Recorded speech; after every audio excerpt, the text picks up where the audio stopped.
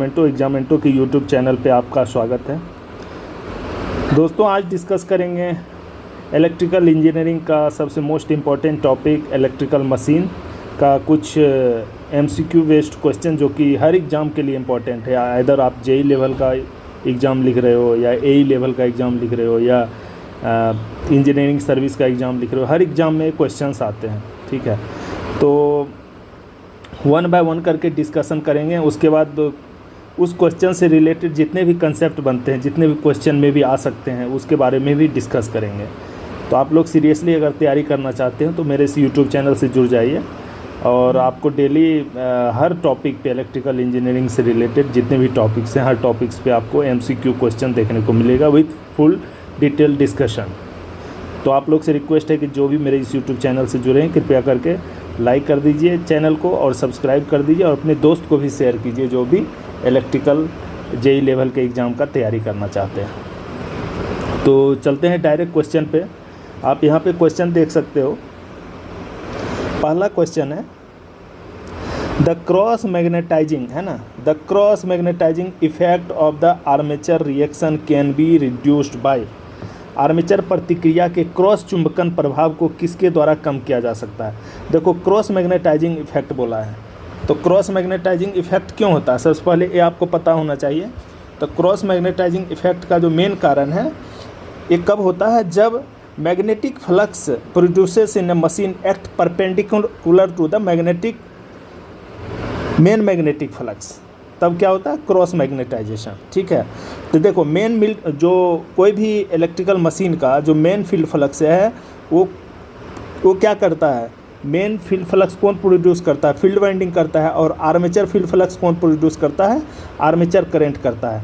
और ये दोनों क्या होता है, एक दूसरे के परपेंडिकुलर होता है। ठीक है, जिसको के कारण हम इसको क्या बोलते हैं, क्रॉस मैग्नेटाइजेशन। क्रॉस मतलब ये होता है ना, क्रॉस ऐसे करते हैं क्रॉस, तो क्रॉस मतलब ऐसे, मतलब ये परपेंडिकुलर है, ये देखो सब एक दूसरे के परपेंडिकुलर है। ठीक है, तो इसको बोलते हैं क्रॉस मैग्नेटाइजेशन। यहाँ पे पूछ रहा है इसका ऑप्शन क्या होगा, तो यहाँ पे making pole shoes flat faced, ये नहीं होगा। ठीक है, making the magnetic field ampere turn larger compare to the magnetic ampere turns. जो आर्मेचर एम्पियर टर्न्स है वो क्या होगा, मेन फील्ड एम्पियर टर्न से क्या होना चाहिए, छोटा होना चाहिए, यानी main field ampere turns larger होना चाहिए। तो इसका सही आंसर क्या हो जाएगा, ऑप्शन बी। क्रॉस मैग्नेटाइजेशन आप कैसे रिड्यूस कर सकते हो, by making the main field compare turns larger compare to the armature ampere turns. ठीक है, अब देखो इसमें बहुत सारा इफेक्ट होता है क्रॉस मैग्नेटाइजेशन का, आप लिख सकते हो क्रॉस मैग्नेटाइजेशन का क्या क्या इफेक्ट होता है। पहला होता है डिस्टॉर्शन होता है, किसमें, मैग्नेटिक जो मेन मैग्नेटिक फील्ड होता है उसमें डिस्टॉर्शन होता है। क्या होता है, डिस्टॉर्शन होता है, ये लिख लो, किसमें, मेन मैग्नेटिक फील्ड में डिस्टॉर्शन, कभी कभी एग्जाम में आता है। दूसरा होता है due to cross magnetising effect के कारण जो मैग्नेटिक न्यूट्रल एक्सिस होता है वो शिफ्ट करता है। क्या करता है, वो शिफ्ट करता है, मतलब एक ही जगह नहीं रुकता है, वो शिफ्ट करते रहता है मैग्नेटिक न्यूट्रल एक्सिस। तो magnetic neutral axis MNA shift करता है, किसके कारण, क्रॉस मैग्नेटाइजिंग इफेक्ट कारण।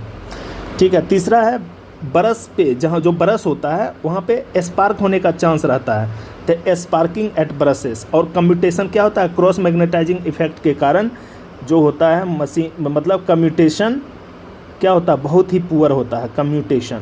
ठीक है, कम्यूटेशन पुअर होता है। तो इसका सही आंसर क्या हो जाएगा, the cross magnetising effect of armature reaction can be reduce by making the main field ampere turns larger compare to the armature ampere turns.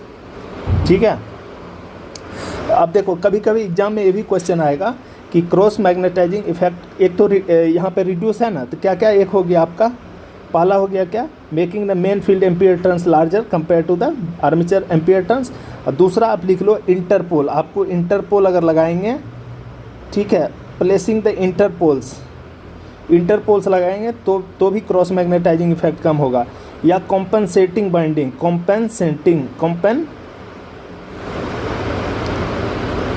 Compensating winding अगर लगाएंगे तो भी क्या होगा, क्रॉस मैग्नेटाइजिंग इफेक्ट रिड्यूस होगा। समझ गए पहला क्वेश्चन, तो आप इसको शॉर्ट नोट में लिख सकते हो क्या क्या इफेक्ट है और कैसे हम उसको रिड्यूस कर सकते हैं।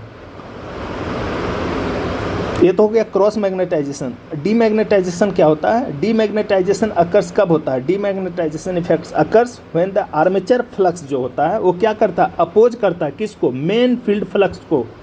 तब जाके क्या होता है? डीमैग्नेटाइजेशन इफेक्ट होता है। ठीक है, नेक्स्ट क्वेश्चन चलते हैं। यहाँ पे आप देख सकते हो क्वेश्चन नंबर 2 बोल रहा है ये 500 किलोवाट 500 वोल्ट 10 पोल, कितना 10 पोल डीसी जनरेटर है। बात कर रहा है DC generator has a lab bound armature with 800 conductor. Number of conductor कितना है? यानी जेड इक्वल टू कितना है? 800 दिया हुआ है। और पोल कितना दिया हुआ? पी इक्वल टू 10 पोल है। तो ये सब मेंशन कर दो। ठीक है, if the pole face cover 75% of the pole pitch, pole face cover 75% of the pole pitch. देखो पोल फेस क्या होता है? जैसे मान के चलो ये पोल हो गया, ठीक है, ये ऐसे करके पोल हो गया है ना।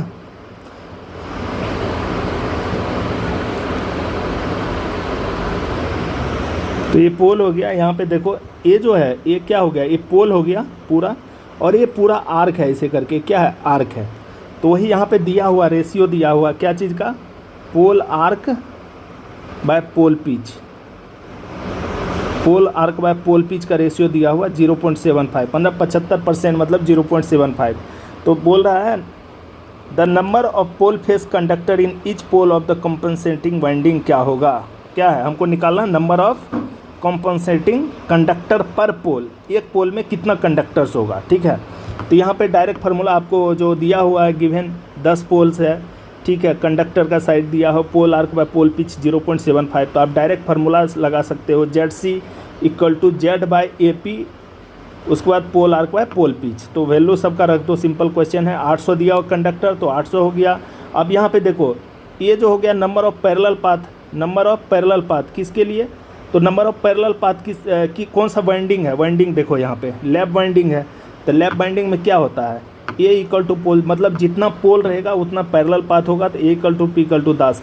अगर इसी क्वेश्चन में यहाँ लैप की जगह वेब बाइंडिंग रहता तो क्या हो जाता? ए इक्वल टू कितना हो जाता? पैरेलल पाथ 2 होता, क्योंकि वेब बाइंडिंग में पैरेलल पाथ कितना होगा? सिर्फ 2 होगा, और इसमें इक्वल टू जितना पोल होगा उतना पैरेलल पाथ होगा। तो ए पी 10 वैल्यू आ गया, इसका 10 और 10, इसका दिया हुआ पोल आर्क बाय पोल पी 0.75। तो इसका जब कैलकुलेशन करेंगे तो कितना हो जाएगा? नंबर ऑफ कॉम्पनसेटिंग कंडक्टर पर पोल टोटल 6। तो कितना हो जाएगा आंसर? 6। अगर इसी में अगर यहाँ पे सिर्फ एक चेंज होता है, यहाँ पे वेब बाइंडिंग यूज होता है, तो वेब होता है तो क्या हो जाता? 800 बाई एक जगह हम क्या रखते हैं? Number of parallel path 2 into pole कितना है? 10 इंटू 0.75। तो ये 4 से कटता तो ये कितना हो जाता? 3। तो तब आंसर क्या हो जाता? 3 हो जाता। नंबर ऑफ कंपनसेटिंग कंडक्टर पर पोल क्या होता? 3। अगर यहाँ पे सिर्फ एक चीज़ बोलता कि यहाँ पे लैप की जगह वेब बाइंडिंग है। ठीक है, तो एक कंसेप्ट आपको क्लियर होना चाहिए, और ये फार्मूला बहुत ही इंपॉर्टेंट है। इस फार्मूला का आप कहीं नोट डाउन कर लीजिए। नेक्स्ट है, थोड़ा स्लो चलते हैं। ठीक है, फास्ट जाएंगे तो फिर समझ में भी नहीं आएगा। तीसरा क्वेश्चन है what is the condition of retrogressive winding in DC machine. देखो यहाँ पे इसमें 2 टाइप का क्वेश्चन आता है, एक आएगा रेट्रोग्रेसिव वाइंडिंग और एक आता है प्रोग्रेसिव वाइंडिंग। जब भी रेट्रोग्रेसिव वाइंडिंग आएगा तो वहाँ पे क्या होगा? फ्रंट पिच जो होगा, फ्रंट पिच हमेशा क्या होगा? Greater than back pitch. तो फ्रंट पिच मतलब वाई बी क्या हो गया? बैक पिच, और फ्रंट पिच क्या हो गया? YF। तो front pitch is always greater than back pitch, तो वो किसका हो जाएगा? रेट्रोग्रेसिव वाइंडिंग का। तो यहाँ पे देखो, यहाँ पे एक क्वेश्चन में ऑप्शन गलत दिया हुआ है, इसलिए दिया गया है TB लिखा है। TB की जगह हर जगह जहाँ जहाँ T है वहाँ Y हो जाएगा। ठीक है, तो इसका सही आंसर क्या होगा? यहाँ पर YB is smaller than YF। ठीक है, या इस तरह होगा या इस तरह होगा। ठीक है, दोनों यहाँ पे क्या है? दोनों में जो फ्रंट पिच है, front pitch is greater then back pitch. किसका एग्जाम्पल है? कंडीशन है रेट्रोग्रेसिव वाइंडिंग का। अगर वही में अगर मैं प्रोग्रेसिव वाइंडिंग रहता इसी क्वेश्चन में, अगर प्रोग्रेसिव लिख लो आप कहीं पे, प्रोग्रेसिव वाइंडिंग रहता तो प्रोग्रेसिव वाइंडिंग का क्या होता है, वहाँ पे बैक पिच जो है Y B is greater than Y F, क्या होता है, Y B is greater than Y F, वो किसका एग्जाम्पल होता है, प्रोग्रेसिव वाइंडिंग का। और एक होता है एवरेज, मतलब एवरेज पिच जब भी रहेगा जहाँ पे आपको ये दोनों दिया रहेगा, कौन सा, रेट्रोग्रेसिव वाइंडिंग और प्रोग्रेसिव वाइंडिंग, उसका एवरेज मतलब हो गया कि आपका Y B plus Y F, average मतलब क्या, 2। तो अगर वैल्यू दिया रहेगा तो आप डायरेक्ट से एवरेज भी निकाल सकते हो, एवरेज पिच, समझ गए। तो इस तरह से इस क्वेश्चन का आंसर कर सकते हो। नेक्स्ट चलते हैं, चौथा क्वेश्चन है, न्यूमेरिकल क्वेश्चन है। आप देख सकते हो यहाँ पे 250 किलोवाट का मोटर है, मोटर नहीं डीसी जनरेटर है, ठीक है, और कितना है 300 वोल्ट, टर्मिनल वोल्टेज कितना है 300 वोल्ट, पोल कितना 6 पोल है, जो कंडक्टर दिया हुआ 720 लैब बाउंड कंडक्टर, कैसा है, लैब बाउंड है। It is given A brush lead of 2.5 angular degree, ठीक है, ब्रश का जो अलाइनमेंट है वो दिया हुआ कितना है, एंगुलर डिग्री में 2.5 angular degree, from the geometrical neutral axis, calculate the armature current and conductor current respectively. तो इसका कैसे करेंगे, डीसी जनरेटर है तो आपको पता होना चाहिए कि डी, और यहाँ पे देखो किस में आया है, ECIS में ऑलरेडी क्वेश्चन आ चुका है। तो इस क्वेश्चन को सिंपल देखो, पावर दिया हुआ P आपका दिया हुआ, यहाँ पे सॉल्यूशन देखो, पावर दिया हुआ 250 किलोवाट, तो इसको हम वाट में बदल दिए, 250 इंटू किलोवाट इंटू 10⁻³ और वोल्टेज आपको दिया हुआ 300 वोल्ट। हमको आर्मेचर करंट नहीं पता, यहाँ से आर्मेचर करंट निकाल लिया, आर्मेचर करंट आ गया 833.33।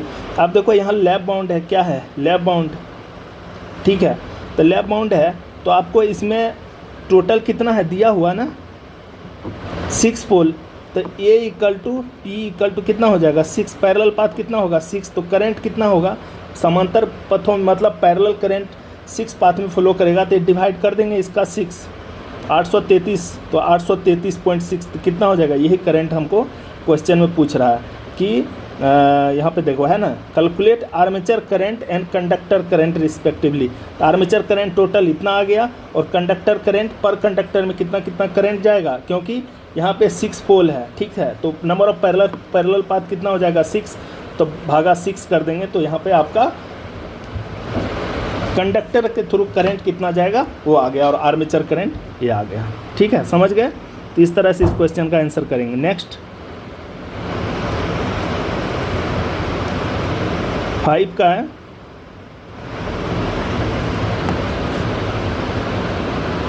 बहुत ही कंसेप्चुअल क्वेश्चन, अगर आप क्वेश्चन देखोगे देखने में बस एक क्वेश्चन इतना लंबा लग रहा है। 5th क्वेश्चन है, A 220 volt DC generator supply 4 kilowatt at a terminal voltage of 220 volt, ठीक है, द आर्मेचर रेसिस्टेंस दिया हुआ 0.4 ohm, if the machine is now operated as a motor at the same terminal voltage with the same armature current, मतलब पहले generator की तरह काम कर रहा है, अब उसको हम एज ए मोटर की तरह काम करेंगे और डाटा सेम ही रहेगा, आर्मेचर रेसिस्टेंस, टर्मिनल वोल्टेज, सारा चीज़ सेम रहेगा, है ना, terminal voltage and same armature current. Calculate the ratio of generator speeds, मतलब जनरेटर का स्पीड कितना होगा उस time to the motor speed. Assume that the flux per pole ratio is made to increase by 15%, मतलब पहले flux जब generator के case में था, जनरेटर के केस में फ्लक्स 5 रहा, ठीक है, और जैसे मोटर केस में गए तो फ्लक्स क्या हो गया, flux per pole ratio is made increase by, तो 1.155 हो जाएगा, ठीक है, यहाँ तक आपको समझ में आ गया। अब देखो, अब मैं डायरेक्ट सॉल्यूशन पे चलता हूँ। देखो बहुत ही सिंपल क्वेश्चन है, ज़्यादा कुछ नहीं है, ये क्वेश्चन है अपना, ये सॉल्यूशन है। देखो पावर दिया हुआ मोटर का, जनरेटर का 4 किलोवाट, वोल्टेज दिया हुआ है, रेसिस्टेंस दिया हुआ है, और आपको पता है कि जनरेटर का क्या होता है, ये हो गया जनरेटर, ऐसे समझो, ठीक है, ऐसे करके यहाँ पे ये हो गया VT टर्मिनल वोल्टेज, और यहाँ पे आर्मेचर रेजिस्टेंस RA दिया हुआ है, और ये हो गया जनरेटर का EG जो बैक EMF होता है जनरेटर का, ठीक है। तो यहाँ पे EG इक्वल टू क्या हो जाएगा, V + IaRA आर्मेचर करेंट आइए, ठीक है, आर्मेचर जो जनरेटर का जो है करंट क्या हो जाएगा, V प्लस आइए आर ए। वही मोटर के केस में उल्टा होगा, आर्मेचर करंट इधर जाएगा, ठीक है, तो VT इतना इक्वल टू क्या हो जाएगा इसके केस में, मोटर के केस में VT इक्वल टू क्या होगा, E प्लस आइए आर ए होगा, उल्टा हो जाएगा जनरेटर केस से, ठीक है। तो यहाँ पे आप और आपको पता है जो क्या होता है, E equal to P/N/60 into Z/A। देखो नंबर ऑफ कंडक्टर भी चेंज नहीं होगा, स्पीड भी चेंज नहीं हो, स्पीड वेरिएबल्स है, पोल तो सेम ही रहेगा और पैरेलल पाथ भी सेम ही रहेगा। तो ये कांस्टेंट है, ये भी कांस्टेंट है, ये भी कांस्टेंट है, और ये नंबर ऑफ कंडक्टर क्या है, ये भी क्या है, कांस्टेंट है। तो स्पीड क्या है, स्पीड कांस्टेंट नहीं है, तो क्या हो जाएगा PZ, जो P ये जो है PZ, देखो PZ/60 और ये क्या है, ये सब कांस्टेंट है। तो यहाँ पे हम क्या कर देंगे, E equal to P5ZN1/60/A, 60 into A equal to V plus I A R ए।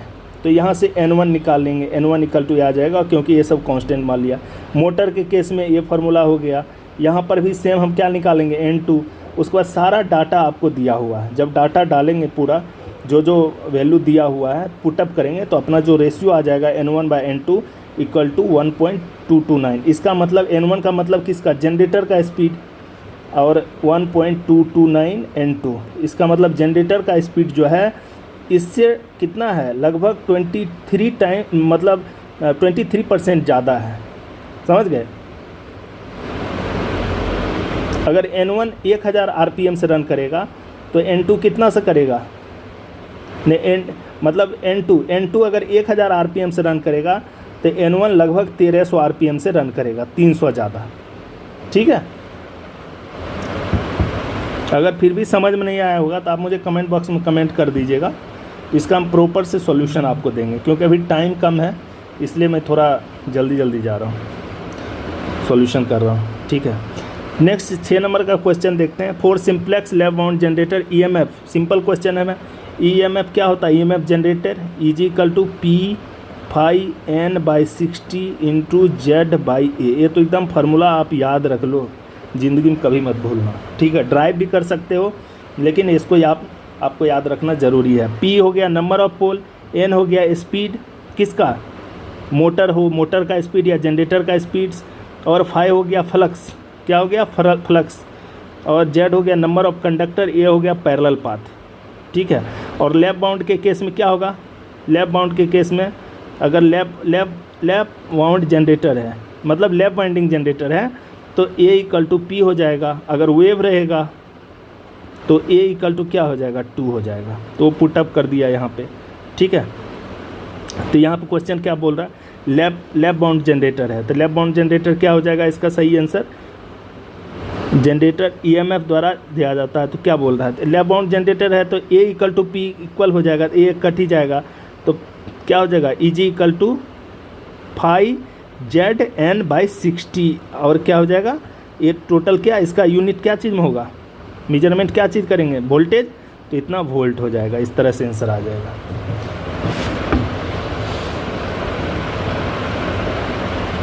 अगर इसी क्वेश्चन में सपोज करो यहाँ पे लैप बाउंड की जगह वेव रहेगा, तब आपका ऑप्शन क्या हो जाता है, ये वाली हो जाता। क्यों, क्योंकि P आपका क्या होगा, P तो P ही रहता, सॉरी यहाँ पे P आ जाता, फिर P/N/60 इंटू Z/, एक जगह क्या हो जाता है 2, वेव बाइंडिंग केस में तो ये हो जाता P/N/60 60 इंटू 2 120 इंटू Z, तो ये आंसर हो जाता। लेकिन यहाँ पे वे लैप बाउंड के केस में पूछा है, तो लैप बाउंड के केस में क्या होगा 5ZN/60 वोल्ट्स। तो इस तरह से क्वेश्चन का आंसर कर सकते हैं। 7वां क्वेश्चन है, ए DC machine in which series field and shunt field winding is the pole produce magnetic flux in the same direction so that resultant air gap flux increase with increasing load is known as। इसको क्या बोलेंगे, cumulative compound machine. क्या बोलेंगे, cumulative compound DC machines. कब होगा, जब series field and shunt field winding in the pole produce magnetic flux in the same direction, जब same direction में प्रोड्यूस करेगा तो उसको हम लोग कम्युलेटिव कंपाउंड मशीन करेंगे। अगर अपोजिट डायरेक्शन में करेगा तो उसको डिफरेंशियली कंपाउंड मशीन बोलेंगे। नेक्स्ट, न्यूमेरिकल्स ज़्यादा है। A 200 volt DC machine supply 20 ampere at a 200 volt as a generator. The armature resistance is 0.5 ohm. If the machine is now operated as a motor at the same terminal voltage and current, but with the flux increased by 20%, the approximate ratio of the motor speed to generator speed. जो अभी पिछला question solve किए same वही concept पे question है। DC machine का voltage दिया हुआ है, करंट दिया हुआ है, ठीक है, फिर आपका आर्मेचर रेजिस्टेंस दिया हुआ, फ्लक्स पहले 5 था अब 1.25 हो गया। तो इसका सॉल्यूशन आप सेम जो पिछला क्वेश्चन था उसी कंसेप्ट पे देखो, वही है ना, इसको कांस्टेंट मान लो, ठीक है, is equal to V plus I R A. तो यहाँ से N1 निकाल के A हो गया, फिर मोटर की स्थिति में N2 निकाल लिया और दोनों का रेशियो निकाल दिया, दोनों का यहाँ पर रेशियो निकाल दिए और जो वैल्यू दिया हुआ पुटअप किए तो अपना आंसर क्या हो जाएगा 0.75। अगर आप सोचते हो कि इसका मैं सॉल्यूशन आपको डिटेल्स में बताऊं तो इसका मैं डिटेल्स में बता देता हूं, है ना। इस पे डिटेल्स में हम थोड़ा बाद में बताएंगे, है ना, अभी थोड़ा टाइम कम है। नेक्स्ट करते हैं पहले 9 क्वेश्चन है, which among the following directly convert heat into electrical energy. Heat को इलेक्ट्रिकल एनर्जी में इसमें कौन सा कन्वर्ट करता है? Fuel cells. फ्यूल सेल्स क्या है? केमिकल एनर्जी को इलेक्ट्रिकल एनर्जी में कन्वर्ट करता है, ठीक है। स्टीम जनरेटर, जनरेटर का काम क्या है? मैकेनिकल एनर्जी को इलेक्ट्रिकल एनर्जी में कन्वर्ट करता है। उसके बाद मैग्नेटो हाइड्रोडायनेमिक, मैग्नेटो हाइड्रोडायनेमिक क्या करता है? हीट एनर्जी को इलेक्ट्रिकल एनर्जी में कन्वर्ट करता है, जिसको MHD जनरेटर बोलते हैं, ठीक है। तो इसको डायरेक्ट एनर्जी कन्वर्टर भी कहा जाता है। Option C is the correct answer. Solar cell क्या है? सोलर सेल क्या होता है? वो लाइट एनर्जी, जो लाइट एनर्जी है उसको क्या चीज़ में कन्वर्ट करता है? इलेक्ट्रिकल एनर्जी में।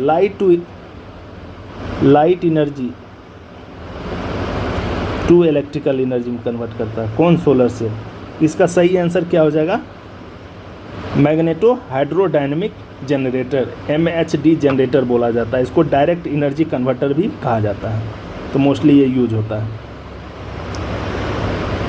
10 का देखते हैं। इन a DC power transmission which among the following is a DC generator whose function is to inject या add a certain voltage to supply voltage so as to compensate the voltage drop in a transmission feeder। देखो जो DC power transmission होता है और इसमें जो use होता है उसको हम लोग बोलते हैं बूस्टर। क्या बोलते हैं? बूस्टर। बूस्टर क्या करता है? जो ट्रांसमिशन लाइन का वोल्टेज अगर कम रहता है, ड्रॉप होता है, तो उसको क्या करता है? इंक्रीज करता है through transmission feeder.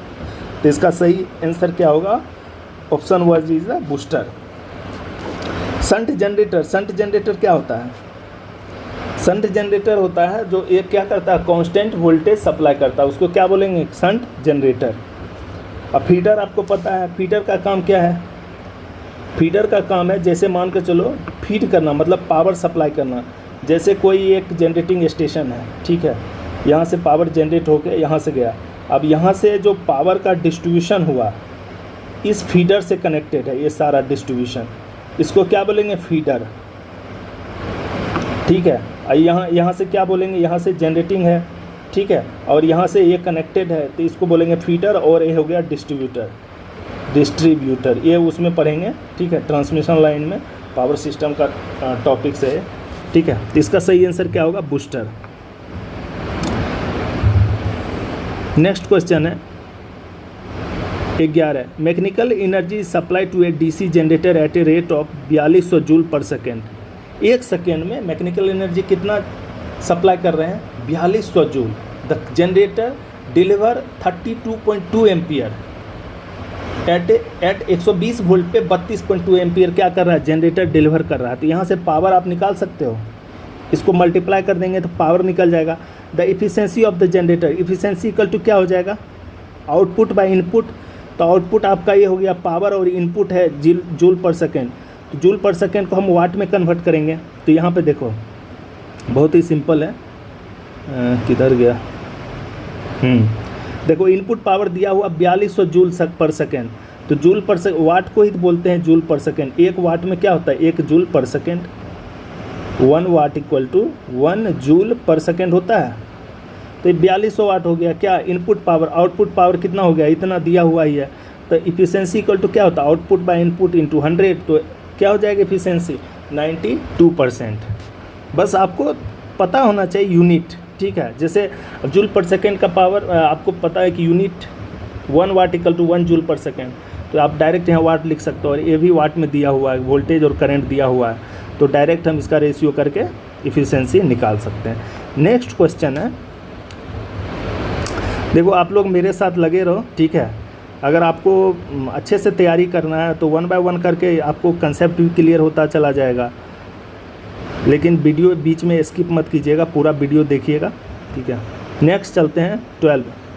A DC shunt out generator running at a 800 RPM has a generated EMF of 200 volt. कितना स्पीड पे रन कर रहा है, रिवोल्यूशन पर मिनट। आरपीएम का क्या मतलब होता है, रिवोल्यूशन पर मिनट। हर 1 मिनट में 8, जैसे क्या होता है, जैसे ये हो गया, ठीक है। हर 1 मिनट, जैसे यहाँ से मतलब घूमना स्टार्ट किया, 1 चक्कर लगाया, तो इस तरह से 1 मिनट में नहीं, मतलब 60 सेकेंड में 800 चक्कर लगाता है, ठीक है। तो 800 रिवोल्यूशन पर मिनट हो गया, ठीक है।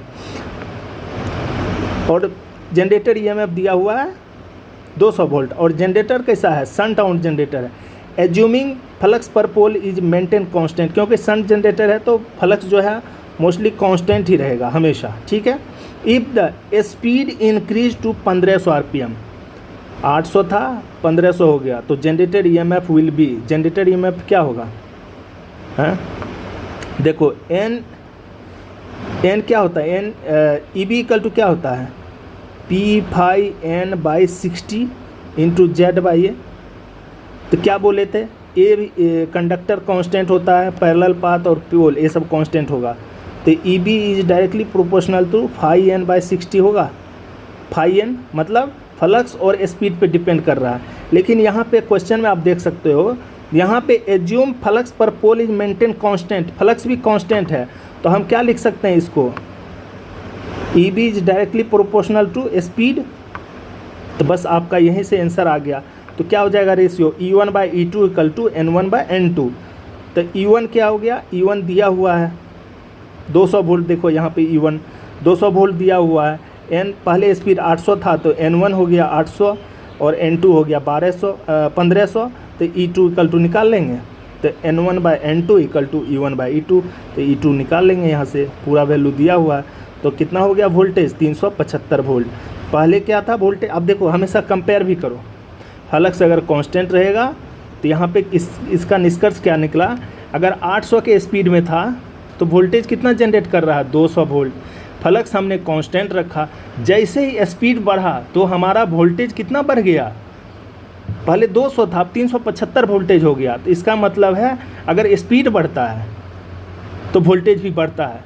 किस केस में, DC shunt out generator case में, जब फ्लक्स क्या हो, कांस्टेंट हो। अगर फ्लक्स कांस्टेंट रहेगा वोल्टेज बढ़ेगा तो स्पीड भी बढ़ेगा, अगर वोल्टेज घटेगा तो स्पीड घटेगा, ठीक है। तो यहाँ से एक आपका कंसेप्ट भी डेवलप हो गया।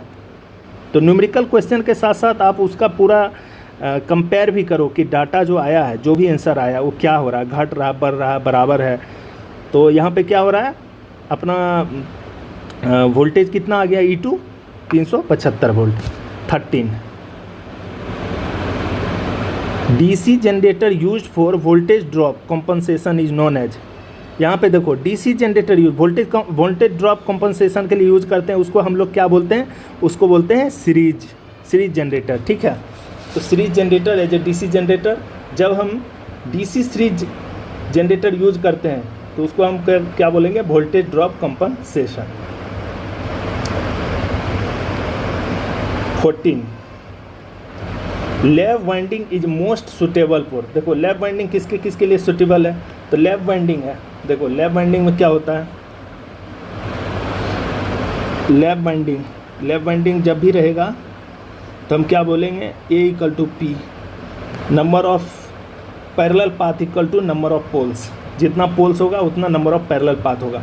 तो देखो जितना नंबर ऑफ पैरेलल पाथ होगा तो क्या होगा, उसका करंट क्या होगा, उतना ज़्यादा होगा तो हाई करंट होगा। और वोल्टेज क्या है, वोल्टेज तो इस टर्मिनल पे जो भी वोल्टेज होगा क्या होगा, कम ही होगा। तो यहाँ पे इसका क्या होता है, लैप वाइंडिंग के केस में low voltage high current machine क्या होता है, low voltage high current machine. और यही लैप वाइंडिंग की जगह वेव वाइंडिंग रहेगा तो क्या हो जाएगा, उल्टा हो जाएगा, high voltage and low current machine, low current machine लिख लो आप कहीं पे, समझ गया। लैप वाइंडिंग के केस में क्या होगा, लो वोल्टेज होगा और हाई करंट होगा। देखो 15 क्वेश्चन है। In a DC generator interpole winding carries, interpole जो है क्या करता है, कैरी करता है आर्मेचर करंट को। हमेशा याद रखना, हमेशा जो इंटरपोल वाइंडिंग होता है वो हमेशा क्या करता है, आर्मेचर करंट को कैरी करता है। आप देखो इंटरपोल वाइंडिंग कैसे होता है, जैसे यहाँ से गए फिर ऐसे गए तो यहाँ से गए फिर ऐसे गए, ऐसे करके समझो, यहाँ पे ऐसे करके है ना, यहाँ से एक पोल है ऐसे करके, यहाँ भी ऐसे करके एक पोल है, ठीक है। अब इसके बीच में एक वाइंडिंग होता है, इसको हम क्या बोलेंगे, इंटरपोल। पोल क्या है, एक पोल, एक दो पोल, इस एक पोल के बीच में जो एक इंटरपोल होता है, इसके अंदर एक वाइंडिंग होता है, उसको इंटरपोल वाइंडिंग होते हैं। तो उसमें कौन सा करंट फ्लो करता है, आर्मेचर करंट। तो इसका सही आंसर क्या हो जाएगा, armature current. Next 16, if the applied voltage of A DC machine is 220 volts, the back EMF for a maximum power. Maximum power का केस आपको पता है ना, EB = V/2 एक कंडीशन होता है। तो सिंपल वोल्टेज दिया हो तो कितना हो जाएगा, EB 110 वोल्ट। तो सही आंसर क्या होगा इसका, 110 वोल्ट। लेकिन यहाँ पे ऑप्शन में ही गलत दिया हो, तो इसका सही आंसर क्या होगा, 110 वोल्ट। यहाँ देखो लिखा हुआ भी नोट में, आयोग द्वारा माना गया उत्तर D है, मतलब क्योंकि ये लगभग 110 के बराबर है, ठीक है। तो इस तरह से डिज़ाइन एक्चुअल में नहीं करना चाहिए, है ना। तो यहाँ पे 110 वोल्ट होगा आंसर, क्योंकि बैक EMF जो होता है हमेशा इन मैक्सिमम पावर डेवलपमेंट के केस में, जब भी मैक्सिमम पावर डेवलप होगा EB = V/2 होता है।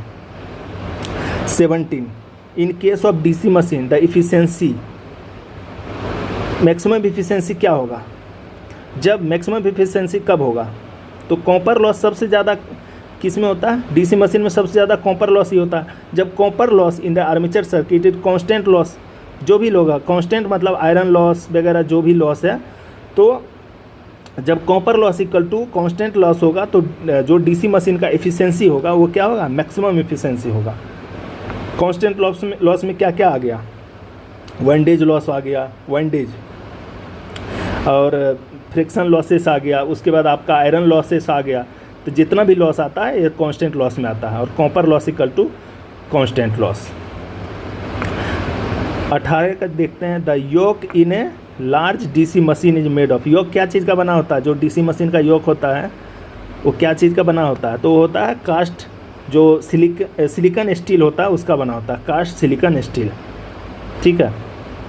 कास्ट आयरन वगैरह का नहीं बना होता, कास्ट सिलिकॉन स्टील का बना रहता है योक, क्योंकि इसका जो सिलिकॉन स्टील जो होता है इसका जो मैग्नेटिक फील्ड स्ट्रेंथ होता है अच्छा होता है, ठीक है, और ये बहुत ज़्यादा मजबूत भी होता है, ड्यूरेबल होता है। 19, the function of A commutator in a DC generator. Commutator का क्या काम है डीसी जनरेटर में, वही पूछ रहा है। कम्यूटेटर का मेन काम क्या है, कन्वर्ट करता है किसको, AC टू DC में। कम्यूटेटर या used in a DC generator to convert the AC current to DC current, ठीक है। तो यहाँ पे दिया हुआ है डीसी जनरेटर में कम्यूटेटर का मुख्य कार्य AC को DC में बदलने का है, ठीक है। किस में, डीसी जनरेटर केस में। अगर वही डीसी मोटर केस में होगा तो वहाँ डीसी से AC में बदलता है। कम्यूटेटर का मेन काम क्या होता है, डीसी को AC में बदलना। तो हमेशा याद रखो, जब जनरेटर का केस रहेगा तो AC से DC, मतलब ऐसे भी याद रखो, अगर जनरेटर के केस में कम्यूटेटर का काम क्या होता है, एज ए रिएक्टिफायर। रिएक्टिफायर क्या करता है, AC को DC में कन्वर्ट करता है। और उसी अगर मोटर के केस में पूछेगा तो एज ए इन्वर्टर काम करता है। इन्वर्टर का क्या काम है? DC को AC में कन्वर्ट करना, बस ये याद रखना। सिंपल क्वेश्चन एग्जाम में आता है, बहुत स्टूडेंट कन्फ्यूज़ करके इसको गलत कर देते हैं, ठीक है। 20 DMRC में पूछा हुआ क्वेश्चन है। In case of DC machine the value of load current at maximum efficiency, देखो मैक्सिमम एफिशिएंसी बोल रहा है, ठीक है। तो value of load current IL equal to क्या हो जाएगा? कांस्टेंट, पहला क्या IL equal to constant loss. देखो मैक्सिमम एफिशिएंसी के केस में अभी हम क्या बताए थे? ऑप्शन डी है ना, वेरिएबल लॉस बाय। तो अभी हम क्या बताए थे? कांस्टेंट लॉस मतलब copper loss, P copper equal to constant loss बताए थे। कांस्टेंट लॉस में क्या क्या बताए थे? आयरन लॉस आता है, फिर वाइंडिंग लॉसेस आता है, फिर फ्रिक्शन लॉसेस होता है। तो ये सब कांस्टेंट लॉस के अंदर आता है। और copper loss I square R loss, copper loss यही होगा ना, जो वाइंडिंग का रेजिस्टेंस होगा उसका प्लस जो भी करंट फ्लो करता है, I square R। P equal to क्या होगा? I square R। लॉस वही हो गया ना, P लॉस मतलब पावर लॉस। तो I square R equal to constant loss हो जाएगा, होगा ना। और कांस्टेंट लॉस ये क्या होगा? आर्मेचर। तो I स्क्वायर इक्वल टू क्या हो जाएगा? कांस्टेंट लॉस बाय R हो जाएगा। तो I इक्वल टू क्या हो जाएगा? I अगर करेंगे तो यही रूट हो जाएगा, constant loss by armature resistance. तो सही आंसर क्या होगा? IL equal to constant loss by armature resistance. तो इस तरह से आप इस क्वेश्चन का आंसर कर सकते हो। बस आपको पता होना चाहिए कि मैक्सिमम एफिशिएंसी के केस में P copper equal to P constant. और कांस्टेंट लॉस में क्या क्या होता है? आयरन लॉस होता है, वाइंडेज लॉस होता है और फ्रिक्शन लॉसेस होता है, ठीक है। आयरन में क्या क्या हो गया? P eddy current, P hysteresis losses हो गया। ये सब चीज़ आपको याद रखना पड़ेगा। तो एग्जाम में फटाफट क्वेश्चन देखो वही है, यहाँ पे बताया ना, यहाँ से आपको एक रिलेशन आ गया। नेक्स्ट क्वेश्चन है 21। ए DC shunt generator having terminal voltage of 250 volt is delivering 195 ampere to the load. Its armature and field winding resistance are 0.02 ohm and 50 ohm. What will be the value of generated EMF? Simple question है। देखो DC shunt generator है। देखो जब भी इस question का solution करो ना, यहाँ पे बनाओ, फिगर देखो बना हुआ है, यहाँ पे दिया हुआ है, टर्मिनल वोल्टेज दिया हुआ है, लाइन करंट दिया हुआ है, आर्मेचर रेजिस्टेंस, फील्ड रेजिस्टेंस। अब जनरेटर है, ठीक है, शंट जनरेटर है, DC शंट जनरेटर। तो शंट हम आपको पता है हमेशा फील्ड वाइंडिंग क्या होगा? Parallel to the armature. तो आर्मेचर यहाँ पे इसका हो गया, तो ये हो गया फील्ड वाइंडिंग, ये आर्मेचर रेजिस्टेंस और ये आर्मेचर करंट, ये लाइन करंट और ये वोल्टेज दिया हुआ है। हमको क्या निकालना? EB। तो IF निकाल सकते हैं। IF कितना हो जाएगा? 250/50। IF फील्ड करंट कितना होगा? 250/50 5 यानी V/RF। तो यही जो A वोल्टेज है इस टर्मिनल का, यहाँ भी सेम वोल्टेज होगा और यहाँ भी सेम वोल्टेज होगा, क्योंकि पैरेलल में और कोई भी यहाँ पे रेसिस्टेंस नहीं है जिसके कारण कुछ भी लॉस होगा। तो सेम टर्मिनल वोल्टेज यहाँ हो जाएगा। तो IF इक्वल टू V मतलब 250/50 5 एम्पियर, यानी इधर 5 एम्पियर जा रहा है, ठीक है। और IL कितना जा रहा है? इधर 195 एम्पियर। तो टोटल यहाँ से आर्मेचर करंट से 200 एम्पियर निकलेगा, तभी तो इधर 195 और इधर 5 जाएगा। तो टोटल 200 एम्पियर हो गया आर्मेचर करंट। तो EG इक्वल टू क्या होगा? EG equal to 250 plus 200 armature current into RA। तो ये 254 वोल्ट हो गया इसका आंसर। समझ गए सॉल्यूशन? कोई दिक्कत यहाँ तक? अगर कहीं पे भी डाउट लगे तो आप पूछ सकते हो, ठीक है। नेक्स्ट चलते हैं 22। In a large machine flat copper strip non edge. देखो ये तो सिंपल है, फ्लैट कॉपर स्ट्रिप जहाँ पे भी रहेगा वो राइजर की तरह काम करता है। किसमें? लार्ज मशीन में। 23। In a DC machine iron loss cause. Iron loss क्या काउज करता है? तो हीटिंग इन कोर, क्योंकि आयरन लॉस मोस्टली कहाँ होता है? कोर में। तो जहाँ पे ज़्यादा लॉसेस होगा लॉस किसके कारण होता है? करंट के कारण। ज़्यादा लॉसेस मतलब हीटिंग, मतलब ज़्यादा गर्म होगा तो हीटिंग इन कोर। दूसरा लेस इन एफिशिएंसी, ज़्यादा लॉस होगा तो एफिशिएंसी कम होगा। लॉस अगर जितना ज़्यादा होगा उतना एफिशिएंसी कम होगा, अगर लॉस ही नहीं होगा तो एफिशिएंसी ज़्यादा होगा, तो यहाँ पे लेस इन एफिशिएंसी होगा। राइज इन टेम्परेचर, जहाँ पे भी लॉस होगा तो जब हीट हो रहा है तो टेम्परेचर भी तो राइज करेगा, तो ये भी होगा। तो all of the mention option is correct, तो सब सही है इसमें। Armature current eight starting can be reduce by keeping. Armature current eight start कैसे हम रिड्यूस कर सकते हैं? By keeping. तो देखो आर्मेचर करंट आई एक तो देखो यहाँ पे ये नहीं दिया, तो जैसे हम क्या लिखते हैं, V इक्वल टू IA/RA, है ना। अगर हम इसको आपको शंट मोटर के केस में बताएं, एक मोटर है यहाँ पर, शंट मोटर है ना, यहाँ वोल्टेज है, यहाँ आर्मेचर रेसिस्टेंस है, फील्ड रेसिस्टेंस है। तो बोल रहा है at starting can be reduce by, हम रिड्यूस कैसे करेंगे? तो आर्मेचर करंट को हम रिड्यूस करने का एक ही है, ठीक है। अब देखो यहाँ पे क्या होगा, आर्मेचर करंट, इसमें जो करंट जो भी आएगा आर्मेचर में थ्रू आर्मेचर रेजिस्टेंस के थ्रू आएगा, तो हम आर्मेचर रेजिस्टेंस को ही बढ़ा देंगे।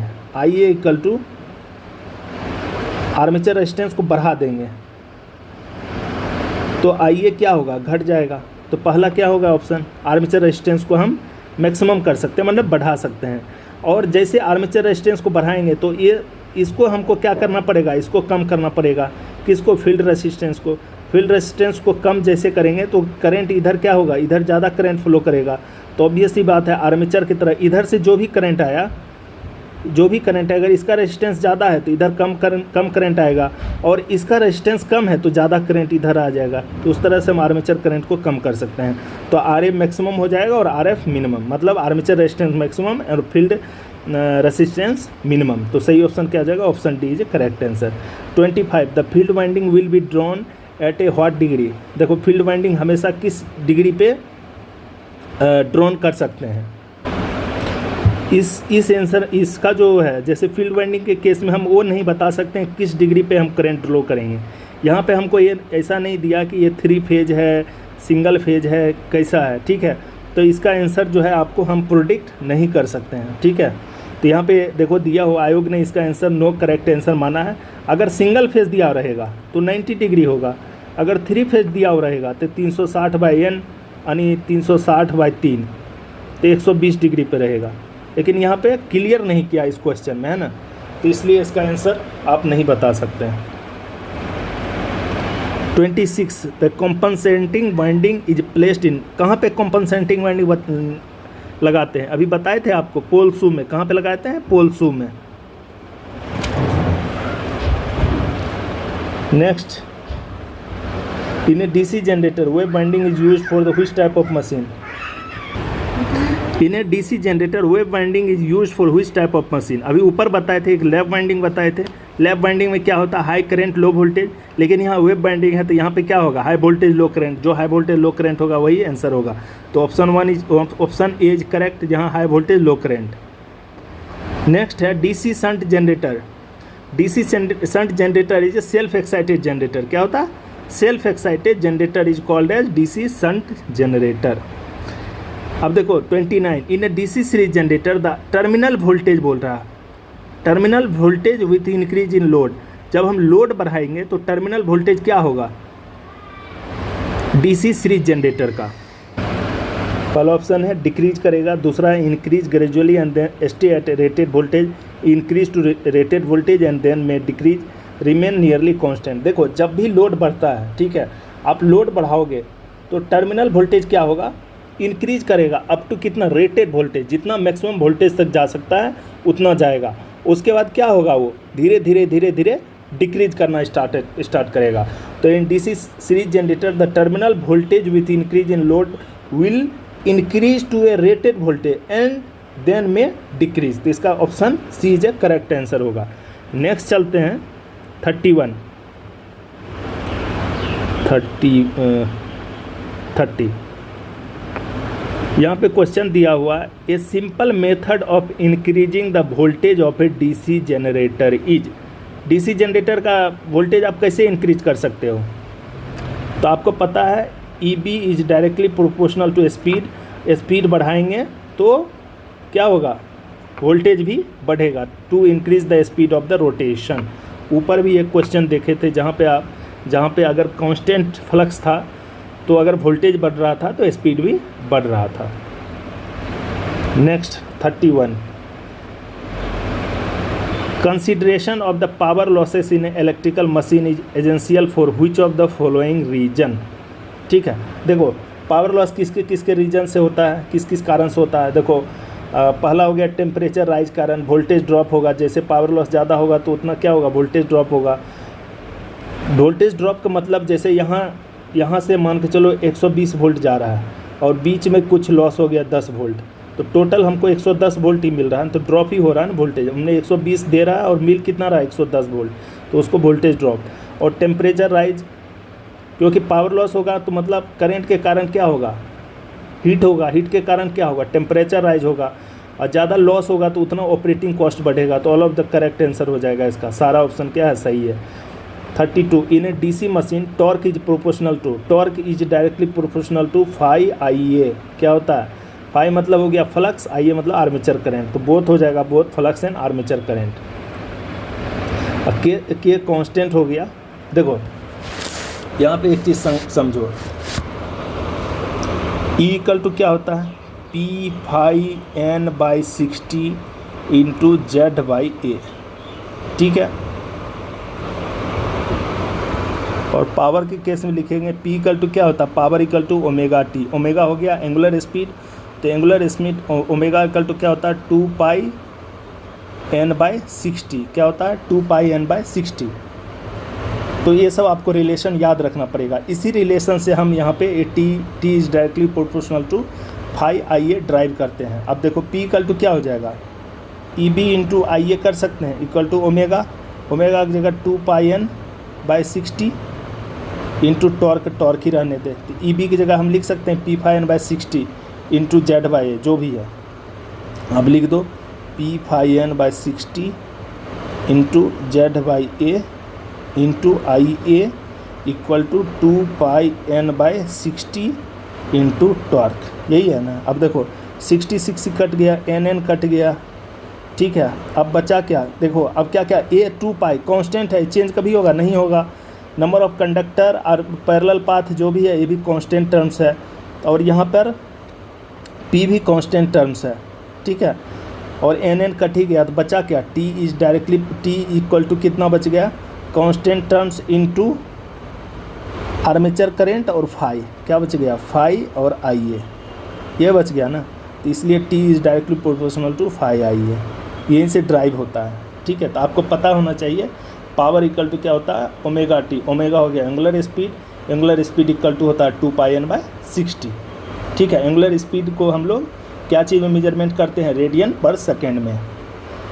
तो ये सब सिंपल चीज़ है, वो आपको पता होना ज़रूरी है, तब जाके आप जब भी न्यूमेरिकल क्वेश्चन आएगा, किसी भी टाइप से क्वेश्चन आएगा, तो आप वहाँ से ड्राइव करके निकाल सकते हो। ठीक है, नेक्स्ट चलते हैं। Permanent magnet exciter is also known as shunt exciter. देखो एक और चीज़ है, पुअरेस्ट वोल्टेज रेगुलेशन किसका होता है? सीरीज जनरेटर का होता है। किसका होता है? सीरीज जनरेटर का। Permanent magnet excitation is also known as, पहला क्या हो गया? शंट एक्साइटेशन, दूसरा हो गया सीरीज एक्साइटेशन, सेपरेट एक्साइटेशन और कंपाउंड एक्साइटेशन। तो इसका सही आंसर क्या होगा? Permanent magnet excitation is also known as separate excitation. Separate excitation machine में ही क्या होता है? परमानेंट मैग्नेट एक्साइटेशन होता है। Next, the function of interpole. Interpole का मेन काम क्या होता है? नलीफाई क्या करता है? Reactance voltage and reduce cross magnetic effects. क्या क्या करता है? रिड्यूस करता है रिएक्टेंस वोल्टेज, मतलब नलीफाई करता है। ठीक है, and reduce cross magnetization effect, जो कि पहला क्वेश्चन है उसमें मैं बताया था कि इंटरपोल का क्या क्या काम है। इंटरपोल क्यों यूज करते हैं? What is use of interpole? To reduce the cross magnetization effect. Direct ये भी क्वेश्चन एग्जाम में आ सकता है। तो यहाँ पे पूछा फंक्शन ऑफ इंटरपोल क्या क्या है? nullify reactance voltage and reduce cross magnetization effect. 35 electromechanical voltage regulator generally finds application in. अब देखो इलेक्ट्रोमैकेनिकल वोल्टेज रेगुलेटर पूछ रहा है, ठीक है। जनरेटर क्या करता है, जनरेटर का काम क्या है, जनरेटर का काम है जो मैकेनिकल एनर्जी से हम क्या बनाते हैं, इलेक्ट्रिकल एनर्जी। तो यहाँ इलेक्ट्रोमैकेनिकल वोल्टेज रेगुलेटर के काम कौन करता है, जनरेटर। और ट्रांसफ़र क्या करता है, ट्रांसफार्मर क्या करता है, वोल्टेज और करंट को क्या करता है, या ज़्यादा या कम करता है। पावर तो सेम ही रहता है ना। ट्रांसफार्मर क्या है, एक स्टैटिक्स डिवाइस है जो वर्क करता है म्यूचुअल इंडक्टेंस पे, ठीक है। 36 how will you change the rotation of DC shunt motor. DC shunt motor के रोटेशन को आप कैसे चेंज कर सकते हो। तो आप पहला ऑप्शन है change the field terminal, change the supply terminal, change the armature terminal, any 1 या 3 या मतलब 1 या 3, या तो फील्ड टर्मिनल को चेंज करो या आर्मेचर टर्मिनल को चेंज करो। तो ऑप्शन क्या हो जाएगा, आप डीसी शंट मोटर के रोटेशन को आप चेंज कर सकते हैं, either changing the armature terminal या फील्ड टर्मिनल। तो option D is correct answer. मतलब दोनों केस में आप कर सकते हो चेंज, आइदर फील्ड टर्मिनल को चेंज कर दो या आर्मेचर टर्मिनल कर दो, तो डीसी शंट मशीन का रोटेशन चेंज हो जाएगा, मतलब डायरेक्शन चेंज हो जाएगा। नेक्स्ट है 37 डीसी मशीन वाइंडिंग आर। देखो डीसी मशीन वाइंडिंग का या तो शॉर्ट होगा या फुल पिच होगा या आइदर होगा, नन ऑफ दिस। तो ये क्या हो सकता है, कुछ भी हो सकता है, या फुल पिच हो सकता है या शॉर्ट पिच हो सकता है, as per design, either of this हो जाएगा। 38 the armature winding is connected to the external power source through. Armature winding किसके थ्रू कनेक्टेड रहता है, थ्रू कम्यूटेटर ब्रश सिस्टम, ठीक है। कम्यूटेटर ब्रश सिस्टम के थ्रू कनेक्टेड होता है, जो कम्यूटेटर पे ही क्या होता है, कनेक्टेड होता है बस, जो बस बोलते हैं ब्रश, ठीक है। तो उसमें कॉपर ब्रश होता है, कार्बन ब्रश होता है, ठीक है। उसका अलग अलग वोल्टेज ड्रॉप होता है। अगर कार्बन ब्रश होगा तो उसका वोल्टेज ड्रॉप हम लोग कितना लेते हैं, 2 वोल्ट। अगर कॉपर ब्रश होगा तो उसमें उसका वोल्टेज ड्रॉप हम लोग कितना, कॉपर ब्रश ड्रॉप बोलते हैं, ग्रेफाइट अगर रहेगा तो उसका कितना होता है ड्रॉप, 0.5 वोल्ट। ये भी याद रखना। 39 the EMF induced in a DC generator armature winding is. DC generator का आर्मेचर वाइंडिंग में जो EMF जनरेट होता है, इंड्यूस्ड होता है, वो कैसा होता है, तो होता है AC, अल्टरनेटिंग करंट होता है, AC होता है, ठीक है। कैसा होता है, AC।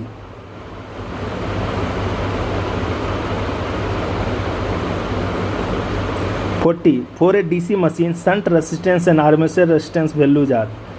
देखो DC रेसिस्टेंस के केस में हमेशा आप याद रखो, जो शंट रेसिस्टेंस का वैल्यू होगा हमेशा क्या होगा, ज़्यादा होता है, और जो आर्मेचर रेजिस्टेंस का वैल्यू होता है हमेशा कम होता है।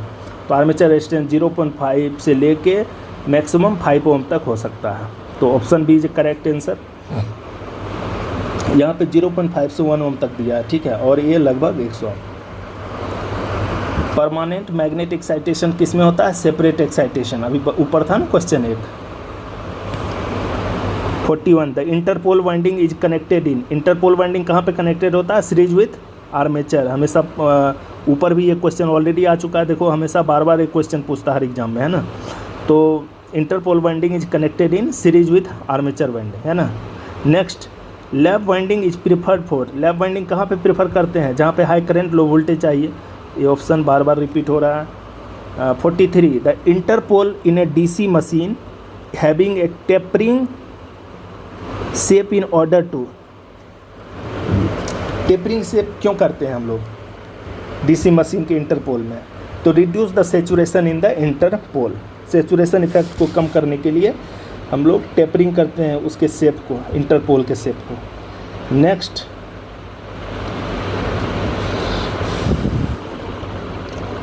Maximum efficiency will occur when copper loss and iron loss are equal.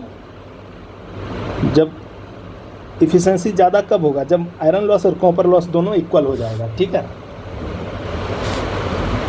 45 the stability of a system is not affected by. Stability किसी भी सिस्टम का कब इफेक्ट नहीं होता है, लॉसेस लॉसेस तो हर चीज़ में होता है, ठीक है। लॉस के कारण स्टेबिलिटी नोट अफेक्ट करता है, ठीक है। हर चीज़ में लॉस होता है, बिना लॉस का ऐसा नहीं कि कोई भी मशीन हम लोग जो डिज़ाइन करते हैं उसमें लॉस नहीं हो, मतलब उसका एफिशिएंसी 100% हो, ठीक है। तो लॉसेस तो हर मशीन में होता है, इसका मतलब ऐसा नहीं कि जो मशीन में ज़्यादा लॉस हो रहा है वो स्टेबल नहीं है, ठीक है। स्टेबिलिटी के बारे में पूछ लाता है, तो stability reactance of the line पे डिपेंड नहीं करता है, reactance of generator output torque, तो ये लॉसेस पे क्या होता है, इसका कोई इफेक्ट नहीं है। 46 the wave form of the armature MMF in a DC machine is triangular. बहुत बार ये क्वेश्चन आ चुका है एग्जाम में। मैग्नेटो मोटिव फोर्स आर्मेचर का पूछ रहा है, डीसी मशीन में वेव फॉर्म कैसा होता है, ट्रायंगुलर होता है। देखो यहाँ पे डीसी मशीन में आर्मेचर एमएमएफ का तरंगाकार त्रिभुजाकार होता है, ट्रायंगुलर होता है। डीसी मशीन के क्षेत्र का एमएमएफ आयताकार होता है, और इन दोनों को परिमापी एमएमएफ का तरंगाकार एयर गैप में फ्लैट टॉप्ड होता है, ठीक है। 47 armature reaction effects is more in, सबसे ज़्यादा किस में होता है, फील्ड वीकेंड मेथड। सबसे ज़्यादा अगर हम फील्ड को ही वीकेंड कर देंगे, अगर कमज़ोर कर देंगे, तो वहाँ पे आर्मेचर रिएक्शन का जो इफेक्ट होगा सबसे ज़्यादा होगा। तो option A is correct answer. Next, the aiding ampere turn of the series field automatically क्या होगा, इंक्रीज कर देगा किसको, लोड को, increase with load. The aiding ampere turns of the series field automatically increase with load. ये numerical question आ गया 49। A shunt generator running at 1000 RPM generated EMF इतना volt, if the speed increase to 1200 RPM the generated EMF is, पहले 1000 RPM था तो 100 volt, अब 1200 हो गया, तो ऑब्वियस सी बात है वोल्टेज ज़्यादा हो गया होगा। तो ये ऑलरेडी पहले भी क्वेश्चन आ चुका था, उसमें डाटा डिफरेंट था, तो यहाँ पे डायरेक्ट क्या हो जाएगा, E directly proportional to speed, तो E1/N1 इक्वल टू E2/N2 कर सकते हैं इसे। तो E1 कितना दिया हुआ है, 100 volt by N1 1000 RPM, E2 हमको निकालना है और 1200 दिया हुआ है, तो E2 इक्वल टू क्या हो जाएगा, 1200 गुना 100/1000, ये कट गया तो कितना हो, 120 वोल्ट। तो सही आंसर क्या हो जाएगा, 120 वोल्ट, ठीक है। Next, find the number of pole required if the frequency 50 and speed of the motor. तो सिंपल पोल पूछ रहा है, तो क्या होगा, NS इक्वल टू क्या, तो 120 F/P, ठीक है। तो स्पीड दिया 500, 120, फ्रीक्वेंसी 50/P, तो P इक्वल टू क्या हो जाएगा, 120 गुना 50/500, एक ख़त्म, 5 ख़त्म, कितना हो जाएगा, 12, टोटल कितना हो जाएगा आंसर, 12 पोल्स। तो इस तरह से इसका आंसर 12 पोल आ गया। तो आज के इस सीरीज़ में टोटल 50 क्वेश्चन का सॉल्यूशन किए हैं। नेक्स्ट सीरीज़ में फिर 50 क्वेश्चन करेंगे, इस तरह से 1 बाय 1 करके सारा क्वेश्चन डिस्कशन करेंगे। आप लोग से रिक्वेस्ट है कि मेरे इस यूट्यूब चैनल को सब्सक्राइब कीजिए और अपने दोस्त को भी शेयर कीजिए, जो भी PGCIL या जो भी गवर्नमेंट जॉब्स इलेक्ट्रिकल का AE लेवल या JEE लेवल के एग्ज़ाम की तैयारी कर रहे हैं, उसके लिए बहुत ही बेनिफिशियल होगा, ठीक है। Thanks for watching.